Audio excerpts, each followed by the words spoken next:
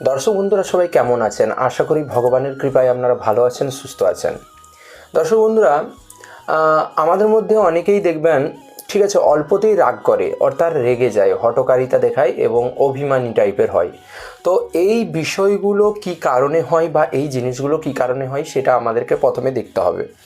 Actually আমরা ভাবি যে ব্যক্তিটা এই ধরনের খারাপ মানুষ বা এই ব্যক্তিটা এই ধরনের করছে, এত রাগ, এত জেদ, এগুলো বিশেষত হয় কিন্তু তাদের জন্মকুণ্ডলিতে যদি গুরুচণ্ডাল দোষ থাকে, কিংবা চন্দ্র শনি বীজযোগ থাকে, বা শনি মঙ্গল একসাথে বসে থাকে, কিংবা যদি দেখা যায় চন্দ্র রাহু যুক্ত আছে, চন্দ্র কেতু যুক্ত আছে, বা চন্দ্রের উপরে কোনো অশুভ দৃষ্টি আছে, কোনো গ্রহের খারাপ প্রভাব আছে, মঙ্গলের সাথে চন্দ্র এক ঘরে বসে আছে, এরকম কারণের জন্য এই ঘটনাগুলো ঘটে থাকে। যদি আমরা এই জায়গাগুলোকে রিকভারি করি বা এই জায়গাগুলোর প্রতিকার করি ঠিকমতো, তবে এই জায়গা থেকে অবশ্যই আপনি সেভ হতে পারবেন এবং আপনি একজন ঠান্ডা মস্তিষ্কের মানুষ হয়ে উঠবেন। ভিডিওটি প্রত্যেকের কাছে শেয়ার করে দিন, আমার সাথে বলুন জয় মা।